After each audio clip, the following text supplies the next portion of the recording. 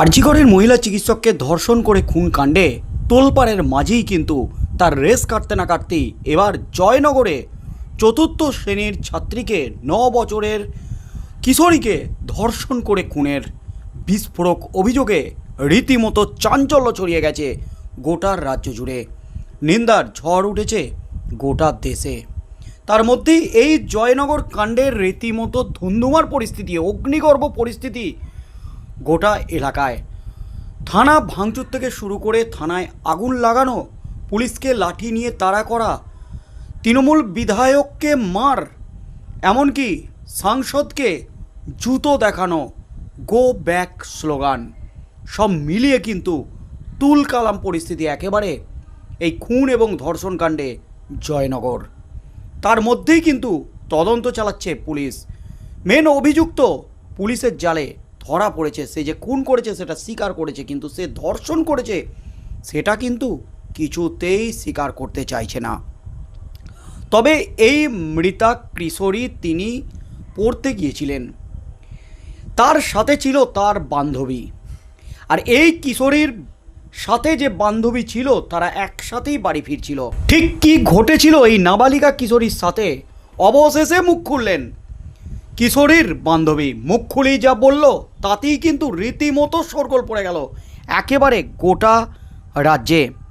আমি খাবার কিনছি দোকানে, ও আমায় ইশারা করলো, তারপর দেখি সেদিন টিউশন থেকে ফেরার পথে জয়নগরের সেই নাবালিকা কি করেছিল সবটা বলে দিল তার বান্ধবী। প্রতিদিনই একসঙ্গে পড়া শেষ করে বাড়ি ফিরত ওরা। তবে শুক্রবার যেন সব তছনছ হয়ে গেল। রোজের মতো বান্ধবীর সঙ্গেই টিউশন থেকে বেরিয়েছিল চতুর্থ শ্রেণীর ওই নাবালিকা। তবে মাঝ রাস্তায় এক সাইকেল আরোহীর সঙ্গে বাড়ির পথে এগিয়ে যায় সে। আর তারপরেই সেদিন ঠিক কী ঘটেছিল অবশেষে TV9 বাংলায় জানালো তৃতীয় শ্রেণীর ছাত্রী তথা জয়নগরের মৃত নাবালিকার বান্ধবী। নাবালিকার বান্ধবী জানায় যে তারা রোজই দুই বন্ধু টিউশন শেষে একসঙ্গে বাড়ি ফিরত। তবে শুক্রবার তার অঙ্ক খাতা দেখতে দেরি হয়েছিল শিক্ষিকার। সেই সময় নির্যাতিতা নাবালিকা বান্ধবীর জন্য অপেক্ষা করছিল। পরে ছুটি হওয়ার পর তারা একসঙ্গেই বের হয়। এরপর কিছুটা যাওয়ার পর নির্যাতিতা নাবালিকা তার বান্ধবীকে বলে যে সে সাইকেল চড়ে বাড়ি ফিরবে, কিন্তু পরিবারের দাবি আর ফেরেনি মেয়ে। তন্ন তন্ন করে খোঁজ করেও না পাওয়ায় পুলিশের দ্বারস্থ হয় পরিবার। তারপর বাড়ির পাশের 500 মিটার দূরে উদ্ধার হলো চতুর্থ শ্রেণীর নাবালিকার ক্ষত বিক্ষত দেহ।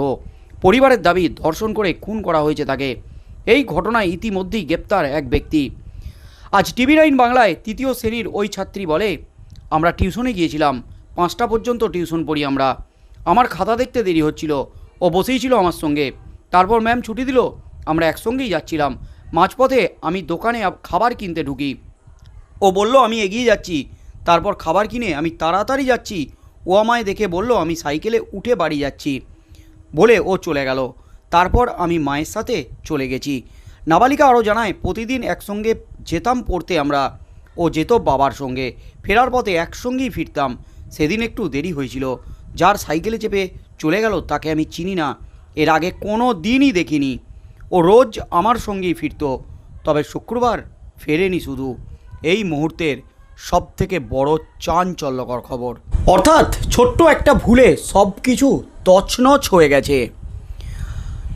নির্যাতিতা মৃতা নাবালিকা যার সঙ্গে ফিরছিল তার বন্ধু তাকে চেনে না, এমনকি ওই কিশোরী তাকে চিনত কি না সেই নিয়েও কিন্তু সন্দেহ আছে। এবং একাধিক বিস্ফোরক তথ্য উঠে এসেছে পুলিশের জেরায়। সে স্বীকার করে নিয়েছে যে আমি খুন করেছি, কিন্তু ধর্ষণ করেছে সে কথা কিন্তু স্বীকার করেনি। আর পুলিশের হাতে যে CCTV ফুটেজ এসেছে তাতে কিন্তু রীতিমতো বিস্ফোরণ, শিউরে ওঠার মতো ঘটনা। জয়নগরের নাবালিকাকে ধর্ষণ করে খুন ঘটনায় পুলিশের হাতে এলো এক বিস্ফোরক CCTV ফুটেজ। সেই ফুটেজ খতিয়ে দেখে একটা টাইমলাইন তৈরি করছে পুলিশ। জানা যাচ্ছে মহিষমারি বাজারে মালখানার দোকানে কাজ করেছে অভিযুক্ত। বিকেল 5:10 নাগাদ মহিষমারি বাজার এলাকা দিয়ে যায় কুলতলির নাবালিকা। CCTV ফুটেজ দেখে পুলিশ জানাচ্ছে অভিযুক্ত রাস্তার দিকে তাকিয়ে খেয়াল করতে থাকে কোন দিকে যাচ্ছে নাবালিকা। মেয়েটি বেরিয়ে যাওয়ার ঠিক 4 মিনিট পর সাইকেল নিয়ে বেরোয় অভিযুক্ত। মেয়েটিকে অনুসরণ করতে থাকে সে। এর পরের ঘটনা কি সেটাই জানতে চাইছে পুলিশ কর্তারা। ইতিমধ্যেই সামনে এসেছে ঘটনার এক প্রত্যক্ষদর্শী নাবালিকার বান্ধবীর বিস্ফোরক বয়ান। পুলিশ সূত্রে জানা যাচ্ছে, নাবালিকার বান্ধবী জানিয়েছে তার সঙ্গে রোজই টিউশন থেকে বাড়ি ফিরত সে। ঘটনার দিন তার বাবা টিচারের বাড়িতে দিয়ে এসেছিলেন। ফেরার সময় একসঙ্গেই ফিরছিল নাবালিকার সাথে। সে সময় নাবালিকার বান্ধবী একটি দোকানে কেনাকাটা করতে ঢোকে। নাবালিকা এগিয়ে যায়। বান্ধবী জানাচ্ছে, নির্যাতিতা তাকে ইশারা করে বলে চলে যেতে। এরপরই ওই যুবকের সাইকেলে উঠে চলে যায় সে।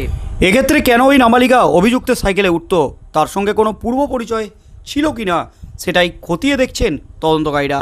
প্রসঙ্গত, নাবালিকাকে ধর্ষণ করে খুনের অভিযোগে শনিবার দিনভর উত্তপ্ত থাকে জয়নগর।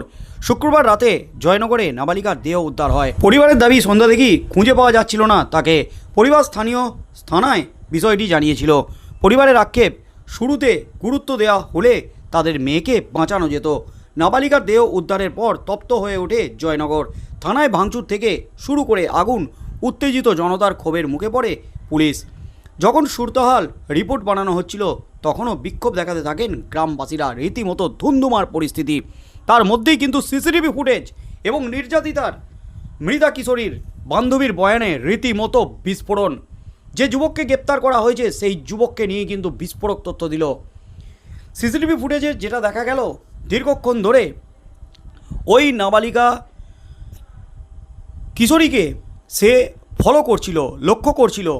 যখন সে রাস্তা দিয়ে যায় নাবালিকা, তখন তার 4 মিনিট পর সেও সাইকেল নিয়ে পিছন পিছন ধাওয়া করে এবং তাকে সাইকেলে তুলে নিয়ে সে চলে যায়। তারপর কি ঘটেছিল সেটাই জানার জন্য দফায় দফায় জেরা করছে ওই যুবককে পুলিশ। এরপর কি হতে চলেছে এই কাণ্ডে, কি হতে চলেছে শেষ পর্যন্ত। ধর্ষণ করে যে খুনের অভিযোগ উঠেছে, খুন তো হয়েছে সেটা স্বীকার করেছে, কিন্তু ধর্ষণ করেছে সেটা কিন্তু স্বীকার করেনি।